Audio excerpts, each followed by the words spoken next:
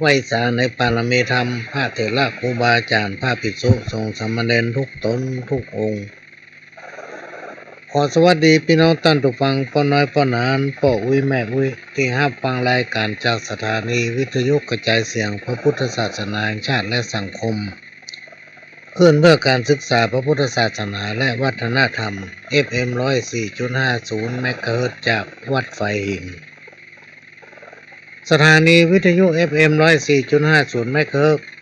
เฮิรตซ์จากวัดไฟหินนั้นเป็นสถานีของพี่น้องคนฟังทุกท่านเป็นเจ้าของช่วงนี้ก็มาพบปะกับก้าวกระผมพระหลวงสว่างธาตุอินจันทร์ประธานเครือข่ายกองทุนแม่ของแผ่นดินจังหวัดเชียงใหม่และ8จังหวัดภาคเหนือรองประธานศูนย์ประสานงานเครือข่ายกองทุนแม่ของแผ่นดินแห่งชาติก็มาพบปะพี่น้องมาเป็นกู้เป็นกีมพ่ออุ้ยแม่อุ้ยมาเป็นกู้เป็นกีมพระเถระครูบาอาจารย์ที่ติดตามรับฟังรายการนี้ที่ยังนอนบรับเตื้อก็มาฟังขโยมเก่านำเอาสาระสปะน้อยอันปันเรื่องมาเล่าอู้สู่กันฟังก็ต้องขอสุมาภัยกับพี่น้องท่านผู้ฟังเนื่องจากว่าช่วงระยะเนี่ยทางสถานีก็กำลังหาเวลามาให้ยืม กึดใจจะยืมเวลาไหนมาให้ดีดึกล่ำก็มาไหวส่วนวันเสาร์อาทิตย์นั่นก็อยู่อย่างเก่าพี่น้องท่านผู้ฟังแต่วันศุกร์มีละวันจันทร์วันพฤหัสก็ยังจะคงอยู่แต่วันจันทร์ที่ผ่านมาเพิ่นมีการถ่ายทอดวันนี้ก็มีการถ่ายทอดเหมือนกันที่จริงทางสถานีก็แจ้งมาว่าตั้งวันที่12ถึงวันที่22เนาะจะงดรายการเพราะทางสถานีมีการถ่ายทอดแต่ว่าเพิ่นถ่ายทอดจบก่อนก็เลยมาพบปะพี่น้องท่านผู้ฟังส่วนภาคกลางคืนในวันอื่นๆกำลังหาทางอยู่พี่น้องท่านผู้ฟังเสาะหาเวลาขอยืม เวลาเปิ้นที่จริงในภาคดึกเนี่ยมันก็มีพอจะมีเวลาอยู่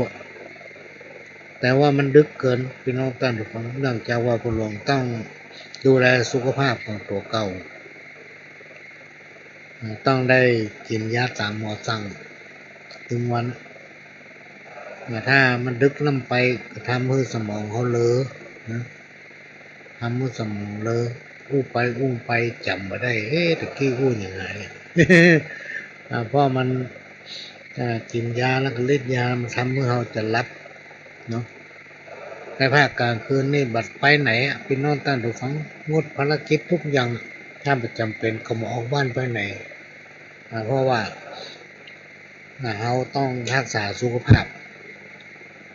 แล้วก็ในภาคกลางวันช่วงนี้ก็ไม่ค่อยมีงาน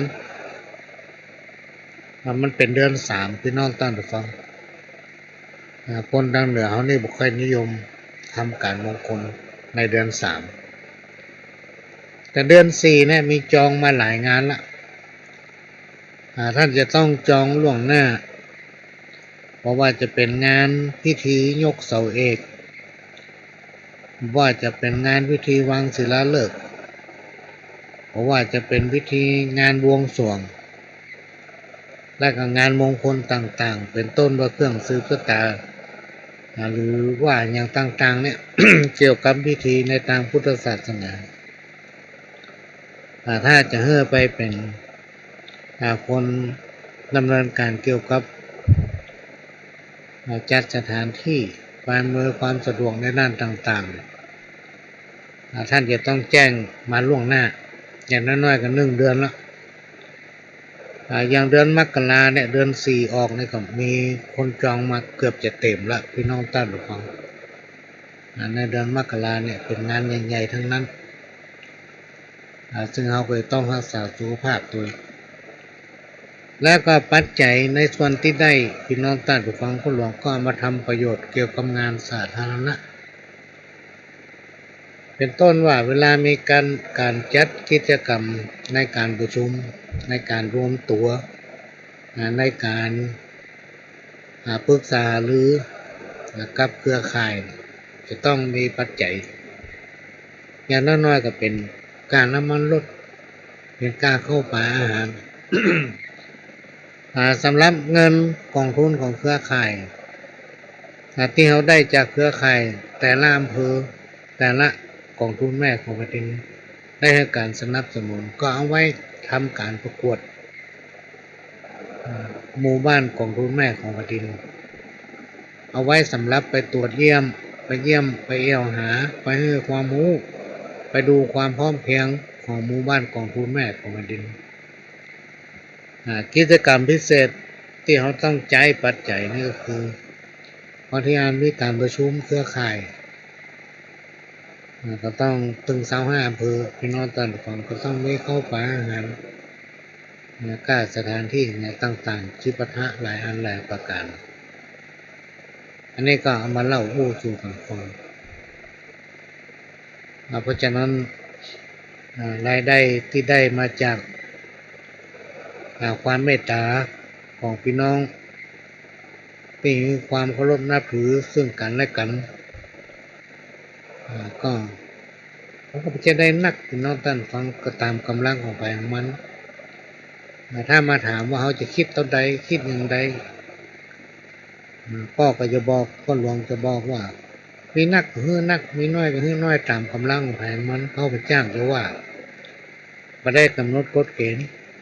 บางทีถ้าเรากำหนดไปเกิดคนที่เปิ้นมีเปิ้นก็ใครเนี้ยเปิ้นก็ใครทำเนี่ย มันว่าลำบากอันนี้เป็นเรื่องที่นำมาเล่าอู้สู่กันฟังที่จริงตั้งแต่วันที่11ถึง22เนี่ยที่แรกพ่อหลวงก็คิดว่าเพิ่นให้งดรายการเราก็เลยบ่ได้เตรียมตั๋วพี่น้องท่านผู้ฟังวันนี้ก็หน้าบุญที่ยังบ่นอนรับ ตามปกติ2 ทุ่มจะนอนแล้วนะอันนี้มานั่งเขียนหนังสือเขียนไปฟังข่าวไปตัวข่าวบ้านข่าวเมืองเนี่ยพี่น้องท่านผู้ฟังนอกจากเราจะฟังรายการสาระสัพพะจากทางสถานีโดยผู้ดำเนินรายการบ่ว่าจะเป็นรายการอย่างต่างๆที่ตั้งสถานี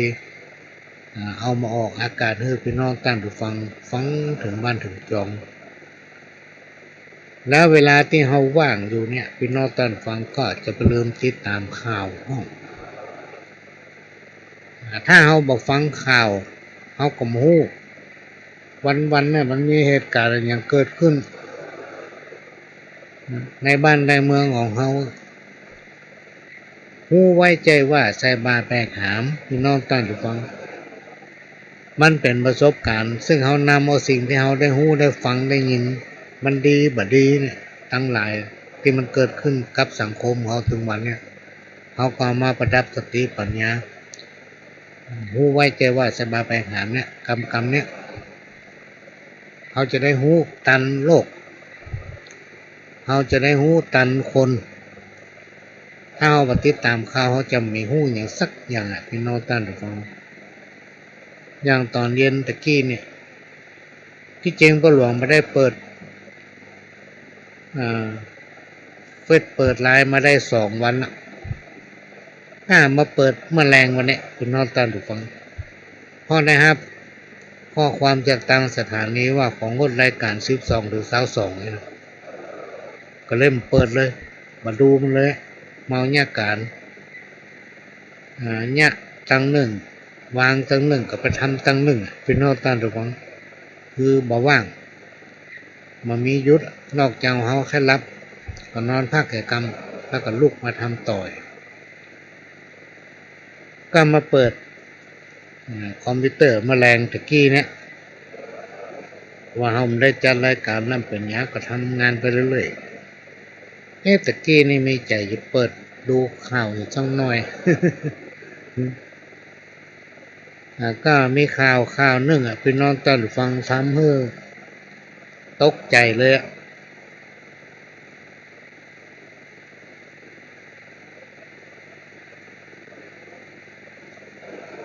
ว่าสิ่งที่มันน่าคิดมันจะเกิดขึ้นกับในจังหวัดของอย่างภาคเหนือของเขาเนี่ยเป็นนอนตันของ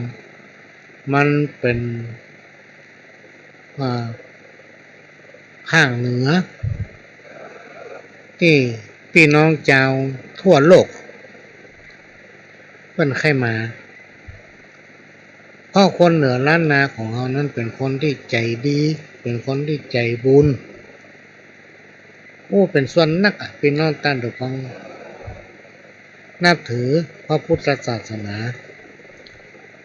และก็เป็นส่วนใหญ่ที่น้อมนำเอาคุณธรรมจริยธรรมหรือว่าน้อมนำเอาธรรมะอันเป็นคำสั่งสอนขององค์พระสัมมาสัมพุทธเจ้านะมาไว้ในจิตในใจมาประดับสติปัญญาควบคู่กับการปฏิบัติภารกิจในชีวิตประจำวันคนต่างบ้านต่างเมืองได้มาเอี่ยวและนาเมืองเหนือของเขาบอกว่าจะเป็นพื้นที่ไหนมาแล้วใครมาแถมเนี่ยเพราะมันมีเสน่ห์เป็นเมืองเหนือล้านนาที่มีความอุดมสมบูรณ์มีทรัพยากรธรรมชาติและสิ่งแวดล้อมต่างๆรวมไปถึงคนทั้งหลายเนี่ยถ้อยทีถ้อยอาศัยมีจิตใจที่งดงามพี่น้องท่านผู้ฟัง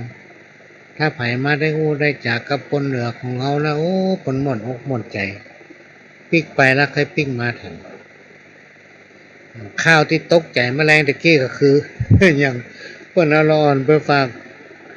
เลี้ยงนี่ทรมานลูกเพิ่นอายุบุกกี่เดือนทรมานลูกเพิ่นมัดแขนคู่มือให้มือร้อนให้ทุบตีร้อนทำร้ายร่างกายร้อนเนี่ยก็เลยตกใจว่าเรื่องอันเนี้ยมันน่าจะเกิดขึ้น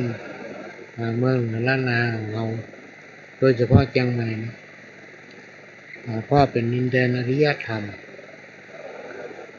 เมืองเหนือล้านนาเป็นผู้ที่มีจิตใจงามมีเมตตาพูดจาไพเราะเวลาไปมาแล้วมาเปิ้นม่วนอกม่วนใจแล้วก็ตะวาเนี่ยเป็นน้องต้านผู้ฟังผู้หลวงได้มีโอกาสไปงานหนึ่งที่เชียงดาวได้ไปงานของผู้ที่มีพระคุณคนหนึ่งเพิ่นได้ถึงแก่มรณกรรมที่บ้านแม่นาเชียงดาวก็ได้ยินหลายคนที่เคารพนับถือที่รู้จักเคยไปมาหาสู่กันเหมือนญาติพี่น้องเพิ่นถึงกิจการที่เพิ่นทำอยู่ก็คือเป็นผู้ขับรถหรือว่าเป็นหัวหน้าทีมลูกหาบที่นำเอาเสบียงอาหารนำเอาเครื่องอำนวยความสะดวกต่างๆขึ้นไปบนดอยเปียงดาวพี่น้องท่านผู้ฟังถ้ำเจียงดาวเนี่ยที่ตั้งบนมันสูงรถขึ้นมาถึงรถจะขึ้นไปถึงกึ่งกลางด้านนอกจากนั้นก็ต้องปีนต้องไปต้องเตียวเลาะไหลเขาขึ้นไปจนถึงพ้นที่บนที่เปียงของดอยเชียงดาวดอยถ้ำเชียงดาววันเนี่ยจะมีคนไปเอวแล้วก็ไปพักตั้งเต็นท์นอนที่ดอยเชียงดาวหรือเพิ่นจะฮ้องว่าดอยเปียงดาวบนหลังถ้ำเชียงดาวเนี่ยมันจะม่วนบรรยากาศดีก็มันน่าเชื่อว่าวันหนึ่งเนี่ยพี่น้องท่านผู้ฟังจะมีแขกต่างบ้านต่างจองภาคเหนือของเฮาพ้องต่างจังหวัดพ้องขึ้นไปแอวบนแล้วก็ไปพักแรมบนดอยเปียงดาวเนี่ยดอยถ้ำเชียงดาวเป็นจำนวนนัก เป็นปันคนน่ะพี่น้องท่านผู้ฟังขึ้นไปมันน่าเชื่อแล้วก็เป็นสิ่งที่น่าประทับใจถ้ำเชียงดาวเนี่ยพี่น้องท่านผู้ฟังมีประวัติเล่าสืบตามกันมาเป็นเวลาเมื่อมาแล้วเขาเป็นละอ่อนเขาก็ฮู้ในสมัยยุคก่อนเพิ่นเล่าลือกันว่ามันศักดิ์สิทธิ์ในถ้ำนี่มีห้องอย่างสปะแหละพี่น้องท่านฟังเหมือนกับเฮาไปแต่งแต้มแปลงไว้ที่จริงแล้วมีไปแต่งแต้มสักคนนะมันเกิดขึ้นคนเดียว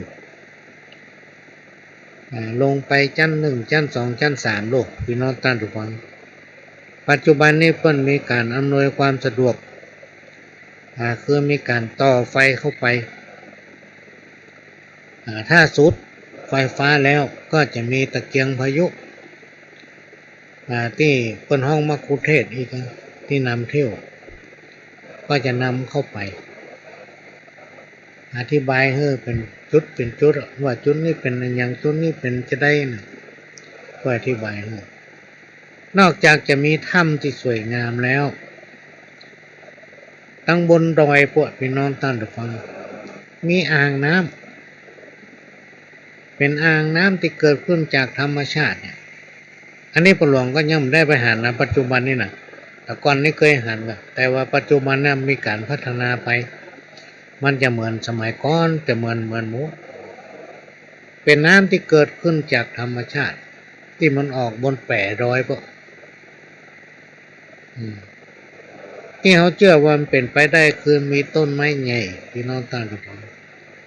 ที่เวลาฝนตกมันดูดเอาน้ำไว้ซึมซับเอาน้ำไว้เบื่อไหลไปทางอื่นถ้ามีต้นไม้นักมันมีป่าไม้นักเนี่ยเป็นน้องท่านผู้ฟังคาดว่าไม่ว่าจะเป็นภูเขาที่แข็งแกร่งขนาดไหนก็ต้องถล่มทลายเพราะฝนมาตกนักถ้าหน้าฤดูฝนแต่นี่บนถ้ำเชียงดาวพุ่นมันจะมีใบหินมาผ่านนะที่มันจะถล่มทลายนั้นเนี่ยก็มีการเล่าลือว่ามันมีถ้ำมีน้ำแห่งน้ำเกิดขึ้นจะว่าน้ำทิพย์ก็ได้จะว่าน้ำที่มันออกมาจากธรรมชาติคือต้นไม้ใหญ่ที่มันดูดน้ำไว้เวลาฝนตกในสมัยโบราณจากตำนานคนเฒ่าคนเล่าไว้มีพระฤาษีองค์หนึ่งพี่น้องท่านผู้ฟังถึงเวลาจะอาบน้ำเพิ่นไปอาบน้ำบนดอยเปียงดาวดอยเชียงดาวอาบน้ำบนพวกแล้วก็ลงมาพักอาสลมที่หน้าหลังข้างถ้ำในสมัยก่อนที่เพิ่นเล่ากันนะแต่ต่อมาที่เฮาไปปะมีโอกาสได้ไปสมัยนั้นดูเหมือนเป็นพระอยู่กันก็ว่าเป็นเนนจำมาได้ละได้มีพระฤาษีองค์หนึ่งเพิ่นก็บอกว่าเพิ่นอยู่อินเดียอยู่ประเทศอินเดียมาพักอยู่ที่นี่อย่างสะฉานถึงพระไตรปิฎกถึงพระคัมภีร์นั่นนี่ในเป็นโน้นตั้นหรือเปล่าเพิ่นจะหู้มัดแตกฉานขนาดว่ามีผู้เชี่ยวชาญเกี่ยวกับธรรมะเกี่ยวกับหลักธรรมในพระพุทธศาสนานะไปกับเพิ่นสามารถตอบและอธิบายได้อย่างสะฉานในยุคนั้นสมัยนั้นแต่มันหลายปีผ่านมาเนอะปี2511-12แล้วก็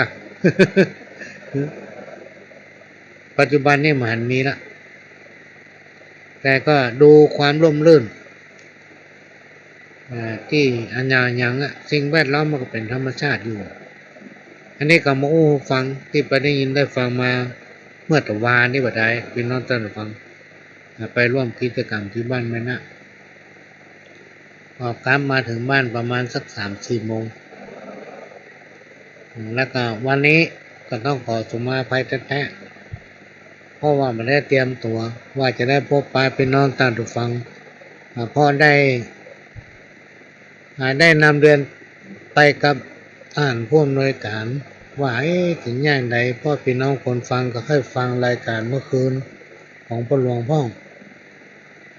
เพราะวันเสาร์วันอาทิตย์ไม่ได้ฟังเฮาไปแจ้ทำงานข้าราชการเนี่ยการเนี่ยงานมันจะได้หยุดกับเมื่อคืนเนี่ยก็นั้นมาเกิดใจว่าจะไปหาเวลาเมื่อคืนที่ไหน มาโอ้กับพี่น้องท่านผู้ฟังได้ยินได้ฟังกันเนาะกำลังพิจารณากันอยู่แล้วก็ทางสถานีก็บอกช่วงเนี้ยไปถึงที่22จะมีการถ่ายทอดทั้งวันก็เลยคิดว่าวันนี้ถ้าบ่ได้ปะพี่น้องท่านผู้ฟังก็เลยทำงานวันค่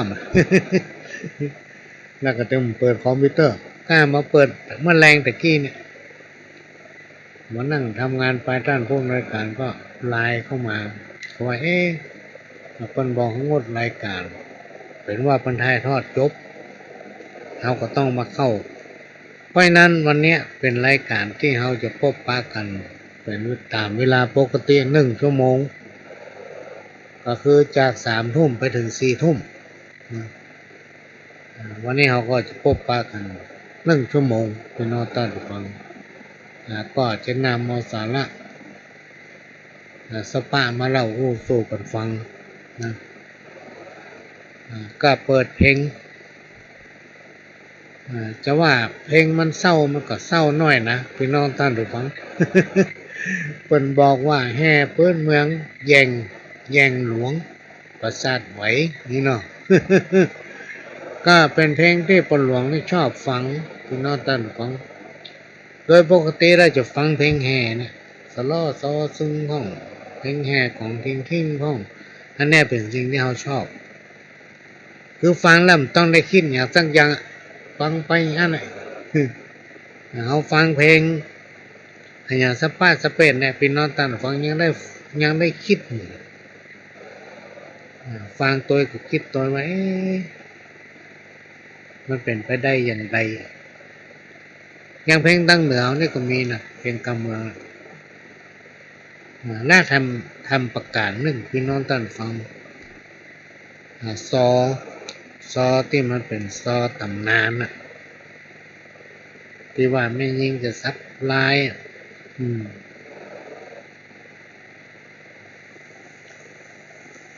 เนี่ยพี่น้องท่านฟังเนี่ยชอบฟังนี่ซอตำนานนะ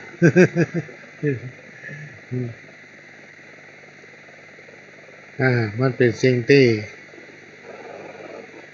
ฟังแล้วมันม่วนใจ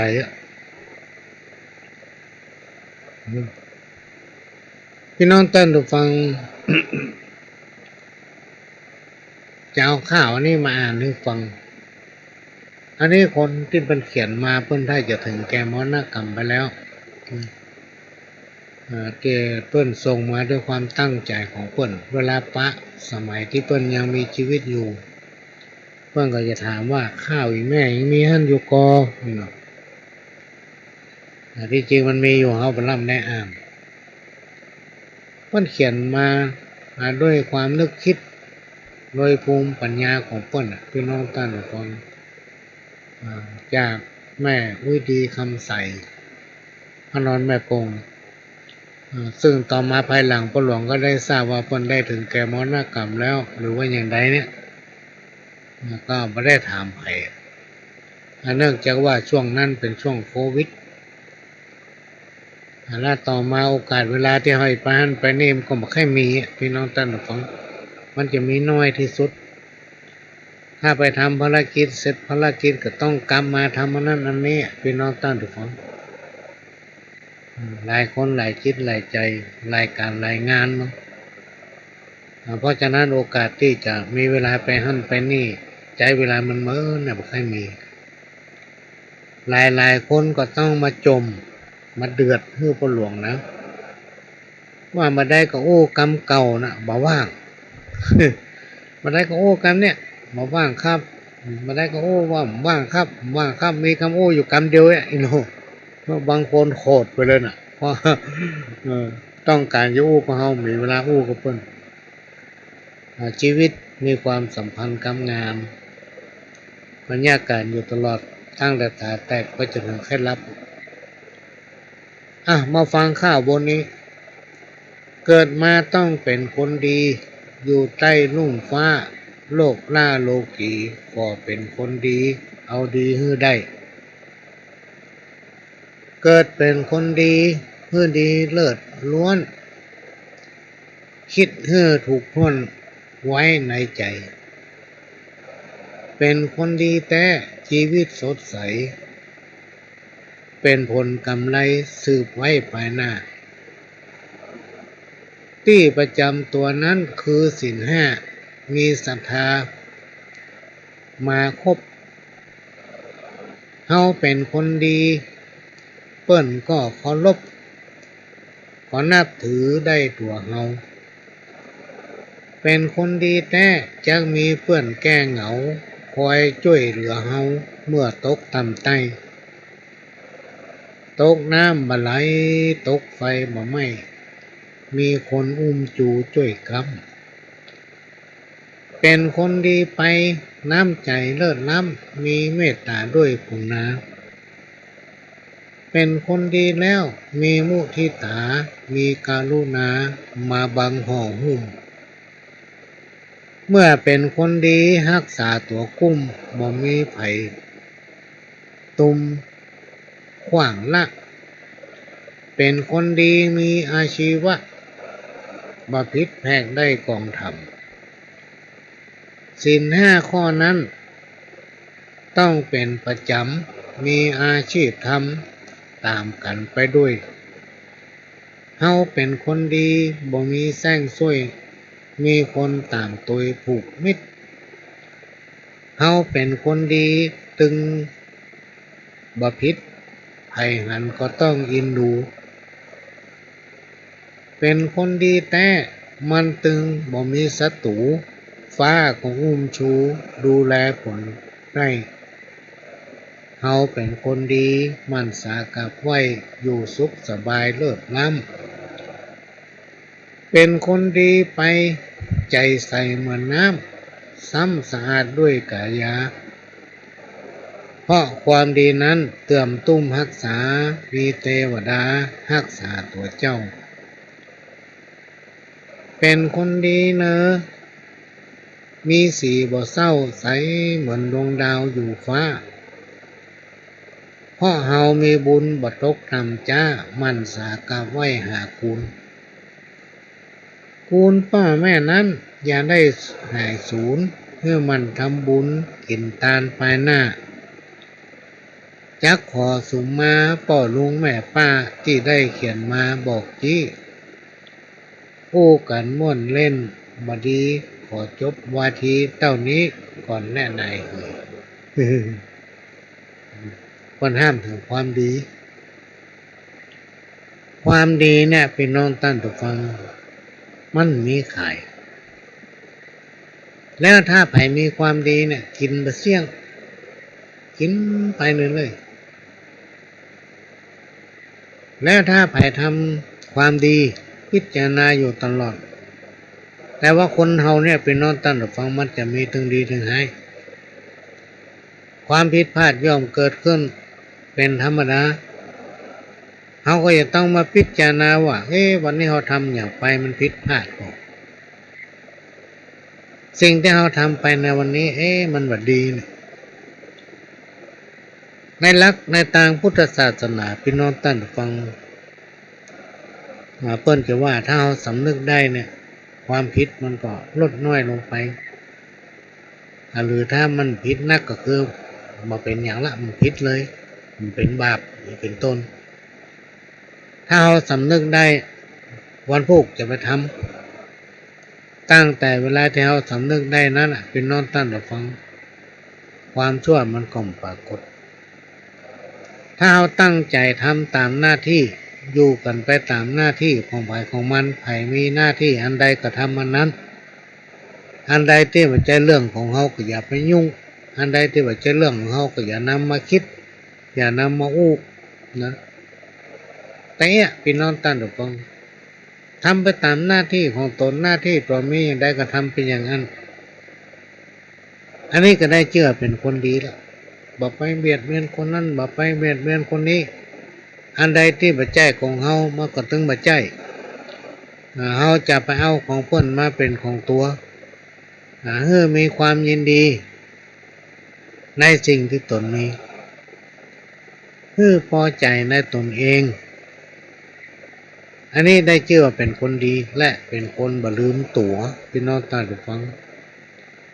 อันยังกระจ่างที่มันเกิดขึ้นกับสังคมของเฮาถึงวันนี่เพราะหยังเพราะว่าคนเฮานั้นลืมตัวมีหน้าที่ฮู้จักหน้าที่แต่มักจะไปก้าวไก่เรื่องของคนอื่น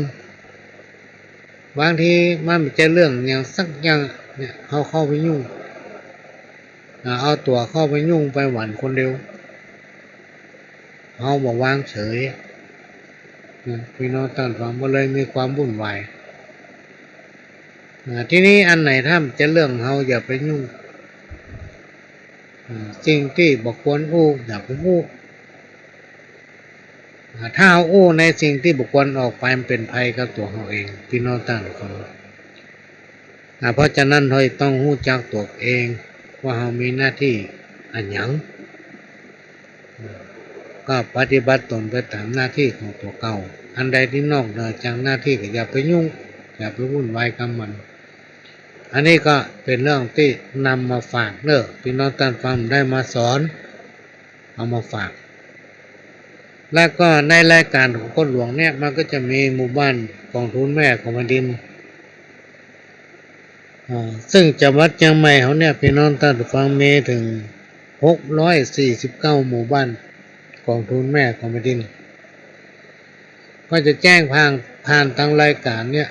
ว่าในปลายปีในช่วงปลายเดือนธันวาคมเนี่ยพี่น้องท่านฟังก็จะได้จัดประชุมใหญ่ถึง20 กว่าอำเภอเนี่ยโดยจะกำหนดอำเภอละ2ต้านต้านแรกก็คือพัฒนาการทุกอำเภอต้านที่2ก็คือประธานหมู่บ้านเครือข่ายของทุนแม่ของแผ่นดินทุกหมู่บ้านซึ่งปั้นจะเลือกเอาตัวแทนของอำเภอก็คือประธานอำเภอทุกอำเภอ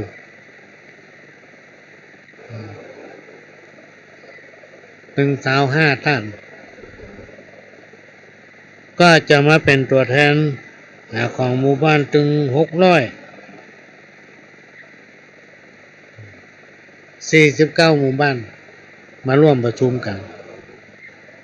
ก็โดยจะได้พิจารณาประสานกับทางวัดหนองอ้อเพื่อขอใจสถานที่หอประชุม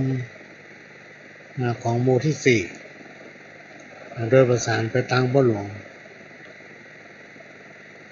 ก็จะมีการประชุมในช่วงปลายเดือนธันวาเป็นประชุมประจำปีจะห้องว่าประชุมใหญ่ก็ได้อันนี้ก็เลยแจ้งผ่านประทางรายการนี้ขณะนี้พี่น้องท่านผู้ฟังก็กำลังรับฟังรายการสาระจากพ่อหลวงสว่างธาตุอินจันทร์ประธานเครือข่ายของทุนแม่ของแผ่นดินจังหวัดเชียงใหม่และ8จังหวัดภาคเหนือรองประธานศูนย์ประสานงานเครือข่ายของทุนแม่ของแผ่นดินแห่งชาติจากสถานีวิทยุ FM 104.50 เมกะเฮิรตซ์วัดฝายหินซึ่งเป็นสถานีของพี่น้องคนฟังทุกท่านเป็นเจ้าของ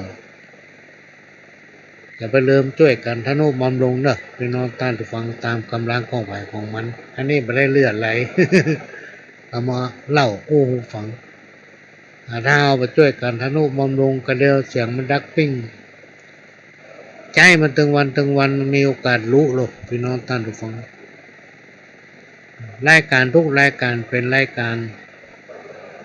ผู้ดำเนินรายการเป็นจิตอาสาที่มาพบปะพี่น้องท่านผู้ฟังหลายๆผู้ดำเนินรายการหลายคนหลายท่านที่พ่อหลวงเคารพนับถือว่าเป็นบุคคลที่มีความเสียสละยอดเยี่ยมในใจของพ่อหลวงนะ รวมถึงหลายๆคนที่มีความคิดเห็นเหมือนเราเพราะหลายๆท่านหลายๆคนเพิ่นมีความเสียสละมีจิตอาสาที่เปี่ยมไปด้วยเมตตาธรรมโดยน้อมนำเอาธรรมะอันเป็นคำสั่งสอนขององค์สัมมาสัมพุทธเจ้ามาขยายมาเผยแพร่หรือเขาจะห้องว่าเป็นธรรมะนอกธรรมะก็ว่าได้ในสังคมชุมชนใดก็จ้างพี่น้องท่านผู้ฟังถ้าในสังคมชุมชนนั้นจิตใจของคนเหินห่างจากศีลจากธรรมหาความเจริญยากยิ่งถ้ามีผู้นำจิตใจมันเป็นศีลเป็นธรรมนะพี่น้องท่านผู้ฟังไปกันใหญ่เลยสังคมของเขาจะเจริญรุ่งเรืองรุ่งหน้าได้ด้วยจิตใจของคนเท่านั้นมีศีลมีธรรมการฮื้ออันอย่างทุกอย่างที่มันมีประโยชน์สูงสุดคือการฮื้ออภัยในสังคมยุคปัจจุบันเนี่ยพี่น้องท่านฟังเขาจะต้องทำใจเป็นจะได้ถึงต้องทำใจเพราะว่าในสังคมตึงวันเนี่ยมันมีคนนักพี่น้องท่านทุกคนเมื่อมันมีสังคมของคนมันนักขึ้นเกือบจะเป็นหลายเท่าตัวพี่น้องท่านทุกคนเอาลองสังเกตไว้รถรางที่วิ่งบนถนนหนทางสมัยก่อนเนี่ยถ้าช่วงบ่ายหรือวันเสาร์วันอาทิตย์ถนนนั้นนอนได้ลูกพี่น้องท่านทุกคนถนนหลายๆเส้นหลายๆสายเนี่ยถนนบางเส้นบางสายคนเฒ่าคนแก่ยังเล่ายังลือยังอู้กันเพิ่นแปลงให้ควายเตียวแปลงให้งัวนอนแปลงให้ควายนอนไปเตียวหั่นบัดเดียวเนี่ยพี่น้องท่านผู้ฟังถนนทุกเส้นทุกสายเต็มไปด้วยรถบอกว่าวันนี้จะเป็นวันอาทิตย์บอกว่าวันนี้จะเป็นวันเสาร์ทุกเวลาเลยรถวิ่งบนถนนกงยิงมาลอดทุกพื้นที่รถมันนักคนไหนก็กันคนไหนก็กันมาเฮ้ยมันนักได้อย่างไร คนมันเพิ่มขึ้นเพราะฉะนั้นเมื่อคนมันนักสิ่งอำนวยความสะดวกมันก็นักเขาจะให้อยู่กันม่วนเนี่ยพี่น้องท่านผู้ฟังเขาจะต้องทำจิตใจพี่น้องท่านผู้ฟังของตนเองให้ว่างไว้ไอ้ที่ใจฮ้อนเนี่ยพยายามระงับความฮ้อนนั้นข่มจิตข่มใจให้เย็นลงการใจรถใจถนนเนี่ยพี่น้องท่านผู้ฟังลองติดตามข่าวหรอกเชียงใหม่เขานี่ก็มันน่าจะเกิด ขนาดว่าลูกกันออกปากตางเนี่ยจักปืนยิงกันเนี่ยเวลาเขาขับรถไปตามถนนหนทางเขาขับจ้าน้อยเบียดเขาเนี่ย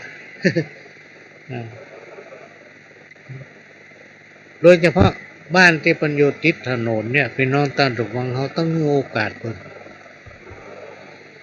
บ่ใช่ว่าหันเพิ่นอยู่หั่นเพิ่นจะออกมานะก็ยังพุ่งมายังจรวดพิ้วไว้บนไหน สวดขี้ข้างเพิ่นไปบางทีเพิ่นขับรถจ้าอาจจะขับรถเผลอไปกินเลนห้องเขาก็ต้องทำใจน้อยแม้ว่าเขาจะฟังอย่างไรก็จ้างนะเพื่อพิจารณาเป็นสองอย่างกันบอกคนเท่าครับก็เป็นหญิงเนี่ยคิดอีพ่องนะเวลาเปิ้นพอหน้าเขาถ้าจะเหมือนไผสักคนหมอนั่นพอหน้าเขาไปโทษเนี่ย บัดแจ้วเปิ้นพอหน้ากับพระโคนเฮ้ยเปิ้นพี่น้องตั้นดูฟังลองติดตามข่าวพอหน้ากับมาได้ก็จักปืนใส่กันแล้วล่ะหรือมากับตัวเตะตัวตีกันละพี่น้องตั้นดูฟังมีอยู่ข่าวหนึ่งเกิดขึ้นทางพัทยาเนี่ยอันนั้นแค่พอหน้ากันมาได้นะพอหน้ากันมาได้แถมมาพอตามที่เพิ่นสอนแล้วเพิ่นนำมาแถลงข่าวนะ พอหน้ากับคณะติดไฟแดงพอขี่ไปแซงไปปิกเหลียวพ่อทำเนี้ยโคตร ตัวยิงก็จนต้นตายพี่น้องท่านฟังอันเนี้ยเพราะอย่างเพราะในจิตใจของคนคนนั้นไล่จากสิ่งจากธรรมธรรมะอันเป็นคำสั่งสอนขององค์สัมมาสัมพุทธเจ้าที่เราต้องอู้กันบ่อยๆเพื่อให้มันเข้าสู่จิตสู่ใจพี่น้องท่านผู้ฟังก็ต้องมันอู้ลูกหลานเขาฟังว่าวัฒนธรรมประเพณีหีบห้อยอย่างเช่นพวกญาติตายายเพิ่นอยู่สุขสบายมาพ่อเปิ้นมีใจเป็นธรรมหรือจะอู้ง่ายๆตามภาษาชาวบ้านก็คือมีจิตใจงามคนเหนือละนาวเนี่ยมีจิตใจงามเพราะอันอย่างทั่วโลกมันยอมรับพี่น้องท่านผู้ฟังว่าวิถีพุทธวิถีธรรมหรืออู้ตามภาษาชาวบ้านเขาก็คือพระพุทธศาสนาเขาเนี่ยเป็นยกย่องว่ามันทำให้คนในสังคมนั้นฮักกันพี่น้องท่านผู้ฟังเพราะเขามีพระพุทธศาสนาโดยนำเอาหลักธรรมอันเป็นธรรมะหรือว่าคำสั่งสอนขององค์สัมมาสัมพุทธเจ้าที่เพิ่นแปลกันมาแล้วก็มาถ่ายทอดให้หมู่เฮาในหู้ในหันในอ่านกันแปลจากภาษาอย่างมั่วมาเป็นบาลีแปลจากบาลีมาเป็นคำเมืองมาเป็นคำไทยแล้วก็มาแปลขยายความนะหลายๆอันหลายๆอย่างก็เป็นปุคลาธิฐานที่สมมุติขึ้นมาถ้าไผ่สามารถนำปฏิบัติได้จะทำให้อยู่เย็นเป็นสุขเหมือนกับศีลห้าข้อเนี่ยพี่น้องท่านผู้ฟังศีลห้าข้อนี่มีมา2,500 กว่าปีแล้วนะอาจจะก่อนนั้นโดยซ้ำมันมีแปรพี่น้องท่านผู้ฟังบ่มีเปลี่ยนแล้วก็มีเพิ่มถ้าไผ่สามารถจำแล้วก็นำปฏิบัติได้หรืออันเอาไว้ถึงวันถ้ากลัวลืมก็จะทำให้ครอบครัวของตนเองอยู่เย็นเป็นสุข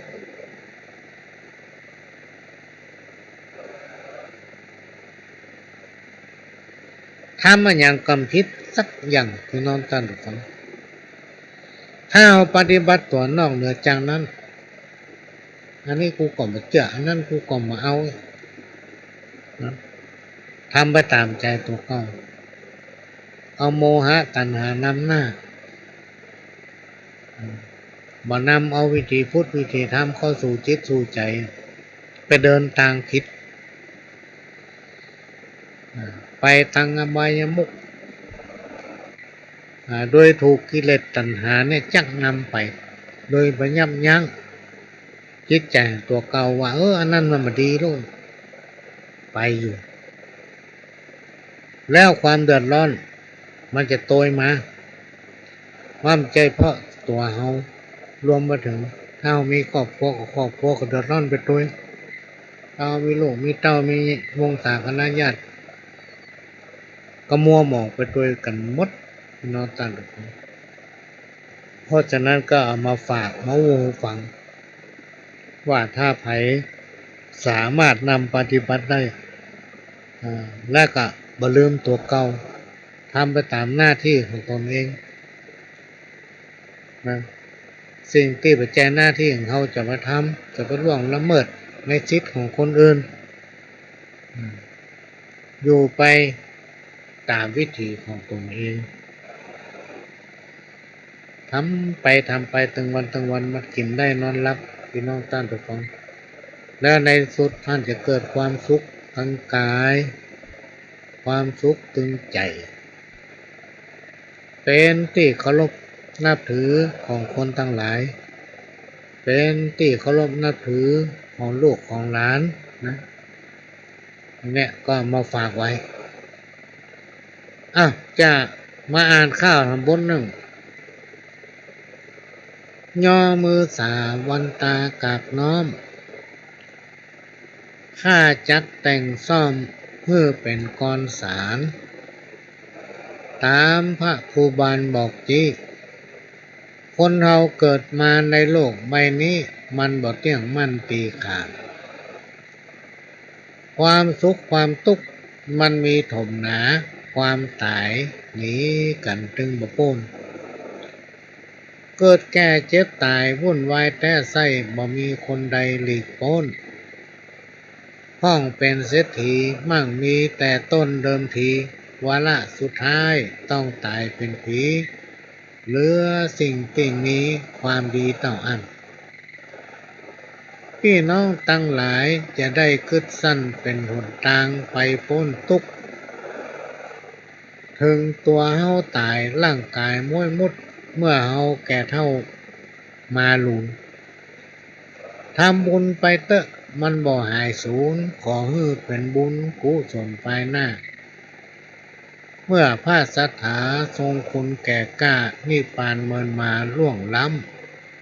ำยกมือสาขอบุญช่วยกรรมประจางจืดด้วยความดี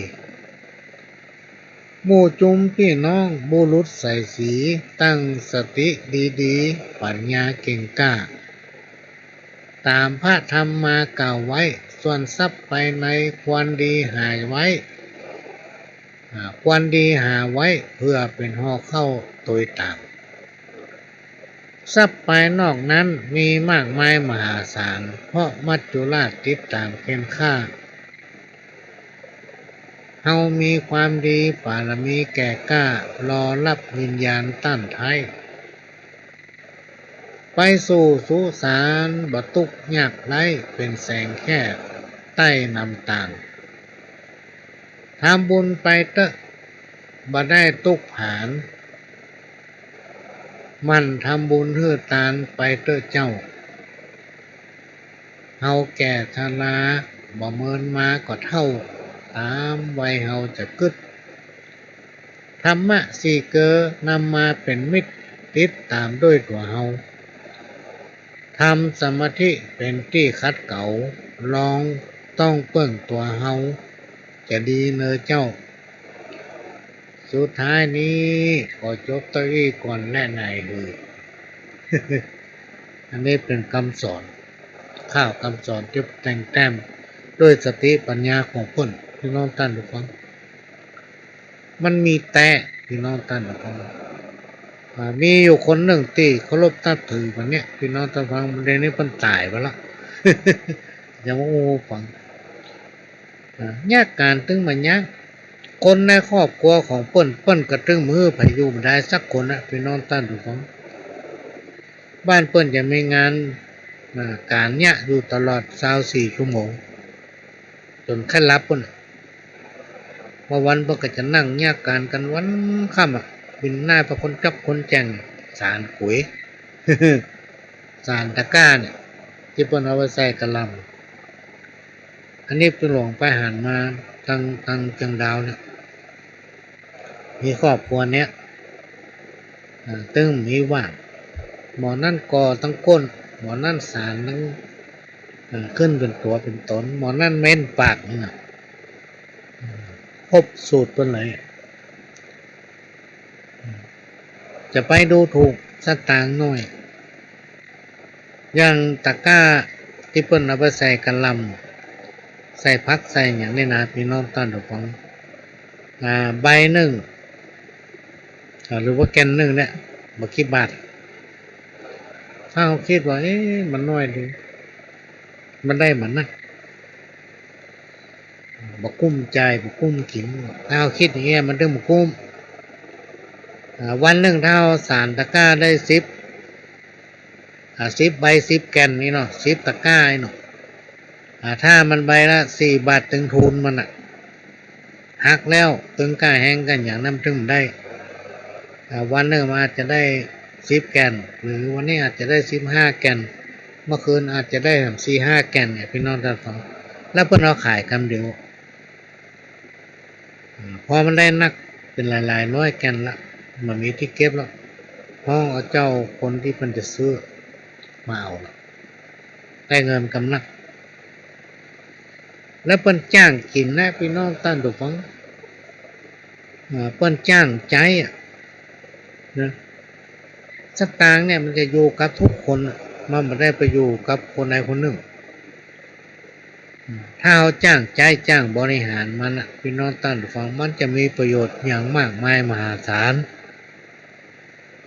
แต่ถ้าเราหมูจักก้าวสตางค์เนี่ยประโยชน์ของมันก็มีเลยอันนี้เป็นสิ่งที่นำมาฝากเหมือนกันหลายๆคนถ้ามีโอกาสได้พบได้ปะกันเขาจะบอกว่าโอ้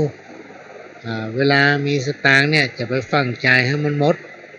จะจ่ายอย่างกึดว่ากลัวจะได้มันมาน่ะมันยากอันไหนที่มาแจ้งเขาจะไปแค่ได้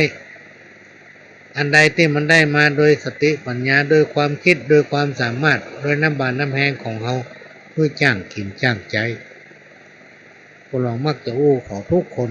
ที่เขาได้ปะได้พบที่เคารพนับถือกันประการสำคัญให้ต้องหู้จักตนเองพี่น้องท่านทุกฟังเมื่อหู้จักตนเองหู้จักฐานะของตัวเก่านะมันถึงจะประคับประคองตนเองไปได้ถ้าเอาหมูจักฐานะของตนเองแล้วก็หมูจักตัวเก่าเนี่ยพี่น้องท่านทุกฟังอันเนี้ยมันจะพาเมื่อเราไปสู่ทางมืดก็คือหาที่แจ้งบอกว่าทำอันอย่างก็มั่งมูลถ้าได้อันใดมันก็ได้เพราะอย่างเพราะเอาไปจ้างกินเอาไปจ้างใช้อันนี้เป็นเรื่องที่นำมาฝากเวลาก็จะหมดละพี่น้องท่านผู้ฟังเอาก้อยมาปะกันใหม่แต่วันศุกร์มันมีนะเนอะรายการวันศุกร์มีแล้ววันเสาร์นี่ก็มาแน่นอนมาแน่ใจว่าจะต้องได้พบปะพี่น้องท่านผู้ฟังก่อนเพราะว่าทางสถานีเพิ่นมีการถ่ายทอดถ้ามีโอกาสได้มาพบปะก็จะพบปะพี่น้องท่านผู้ฟังส่วนในภาคกลางคืนก็ได้ปรึกษาคู่กับครูบาอาจารย์ไปละว่าจะอย่างไรดีพบปะพี่น้องในภาคกลางคืนลึกล่ำก็ไหวเพราะเพิ่นเนี่ยการทำงานรวมถึงตัวพ่อหลวงก็ไม่ค่อยไหวก็จะพยายามเสาะหาเวลาก่อน ถ้ามีโอกาสก็จะพบปะพี่น้องท่านผู้ฟังในภาคกลางคืนพยายามจะมาขาดนอกจากว่ามันมีภารกิจที่มีความจำเป็น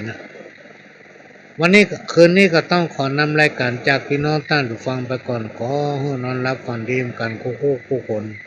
จากกับผมพระหลวงสว่างธาตุอินทร์จันทร์ขอสวัสดีครับ